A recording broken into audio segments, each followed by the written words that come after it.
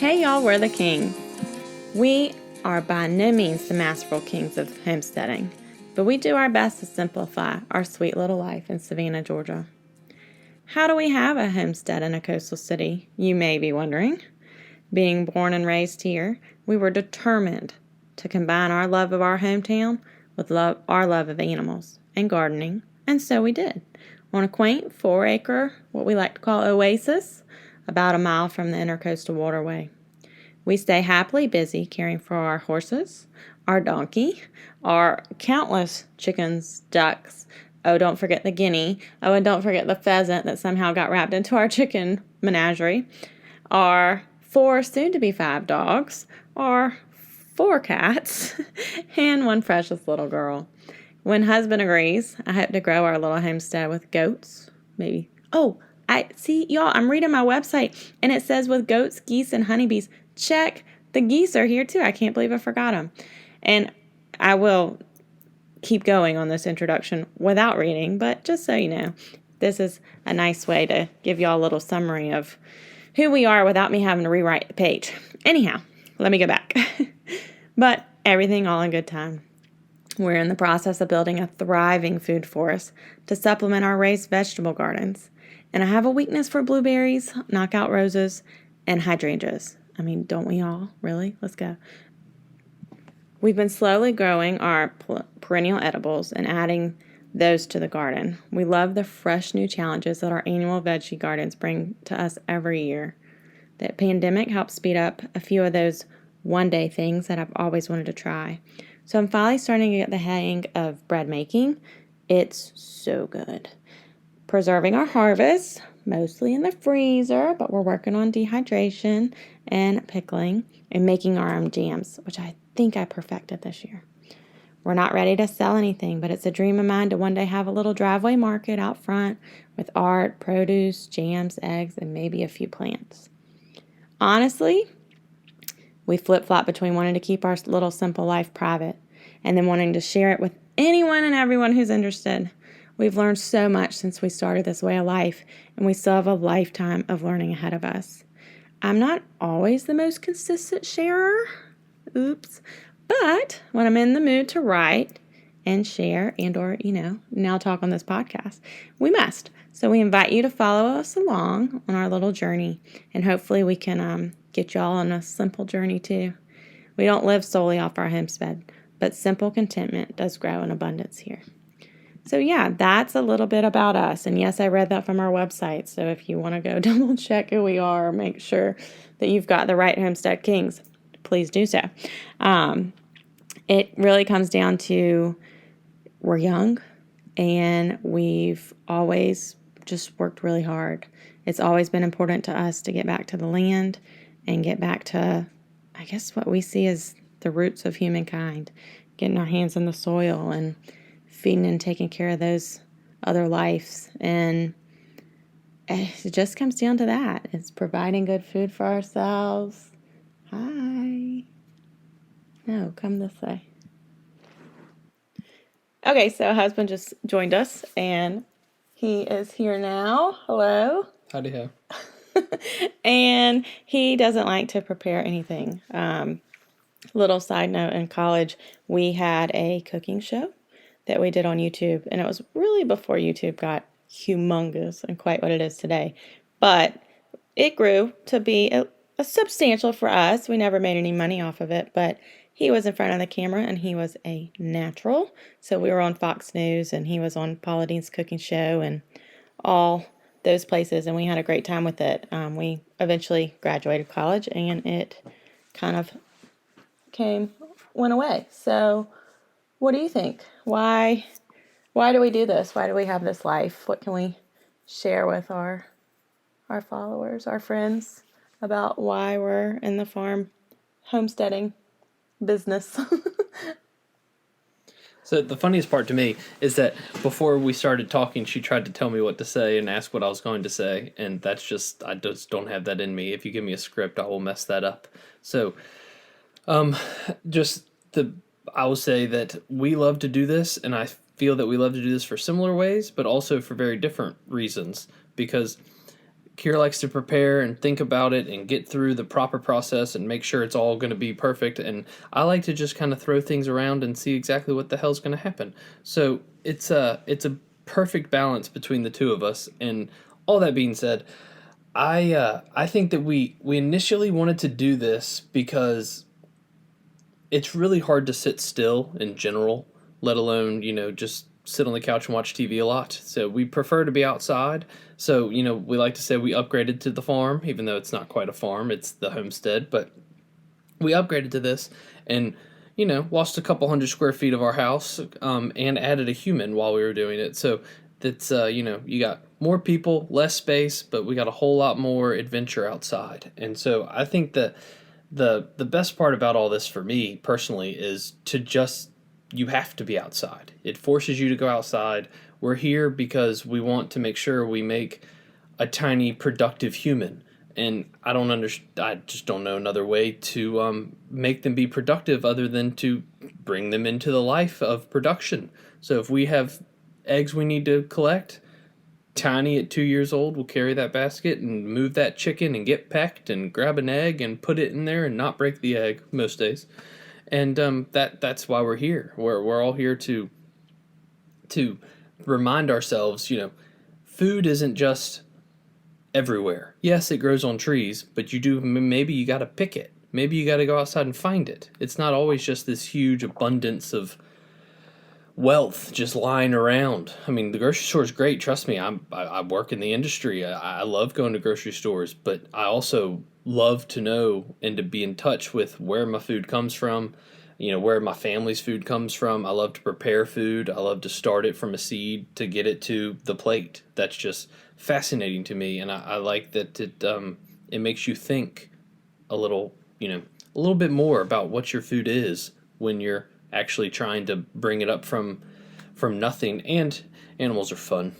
That's true. And she reads from the website, and I think it's time to update the website when husband says that it's okay to bring in more animals. Husband would have already gotten a goat, and you don't want one anymore. And we're working on the cow. We're getting there. Yes, our animal want list has changed. Y'all, can you say in a little short synopsis, like what it is your career is and how that kind of, you said obviously that you work in that industry and you see like there's piles of food at the grocery store and it's real easy to drive there and grab it or get it delivered to your house, but it's not as easy. Oh, hi. Text message in the middle of our podcast. It's not as easy to grow your own food, but why, from what you've seen in your industry without, stepping on anybody's toes, why do you personally want to grow your own food? Is it more nutritious? Do you just like the challenge? Like, what is it about it that makes you want to do that? I feel like I'm being interviewed. Well, you're not, but... I am, but it's okay. I would say that I genuinely cannot sit still. The longest I will sit here and look at a computer today will be during this podcast. And that's perfect for me, and I want to be outside, and I want to be working, and I want to keep pushing through things, and that just correlates into I like to be in touch with my food. I think it's more nutritious. I think the shorter distance it has to travel to your kitchen is a beautiful deal, and if you can, it's very much rewarding. You know how many butternut squashes I ate before we moved here? That would be 0. Right. Because what, I don't know where that is. I don't know where that came from. I don't even, what is that? Y'all, he used to call lettuce rabbit food. Which is not he would wrong. Not eat rabbit food. Beatrix Potter says it is rabbit food, for the record. Yes, she does. We read a lot of Beatrix Potter at our house. However, this year is the first year that he'd like to be in charge of the garden, and by in charge meaning like planning what we're growing in the fall, and he told me he's doing all lettuce. I never said that. You say that. So, and then I'm really excited to only eat lettuce for the next 6 months. Seriously. No, it's going to be good. And you didn't say where you work. I'm not going to. Well, you don't have to say the company. He sells food. I work in the black market. Right. Good. He sells food. I do sell food. I'm connected to food. I do a lot with, that's literally all I do all day, every day. And anything from raw to processed to fully cooked to anything you could ever imagine, trust me, we sell it in some form or fashion. And I love it. I go to work every day and I love my job. I'm surrounded by food. I just, I get to cook, I get to play, I get to do all sorts of stuff, see people. It's fun. But It really do is. we eat that food at home? Not always. No, No, we don't. We do not eat most We of have, the food he I was about sells to say, at we've home. gotten to where we eat a lot of it. Okay. There's some of it. There's some of it. Well, we didn't start out this way, y'all. We had like a little suburban house that was, well, I guess it's bigger than this house now, but it was a typical suburban house. And I remember the side yard got good sun. So I was like, oh my gosh, we have some scrap wood. Will you build us a raised bed? I think we had two. And they were like 6 inches tall. And the first year we threw some Tabasco peppers or something like that. Oh, yeah. Is that the right word? Tabasco? No. That's not the right word. That's the company, isn't it? They were Dragon Cayenne. Dragon Cayenne peppers. He was so excited. And they were so hot, he couldn't even eat them. It was a waste of space. But they grew, and they grew well in our climate. So we did that. And then I've always been enthralled with fruit trees and just grabbing stuff like that off the tree and being able to munch and snack as you walk around your yard. I think that's so cool. So I put those in. And I don't know. I think we mentally outgrew the space before, obviously, physically. It came down to our horses were boarding at a barn nearby, and that barn was actually going to close. And we just needed to figure something out quick. We always talked about having a farm, but we never talked about it like at the ripe age of 25. And so we jumped.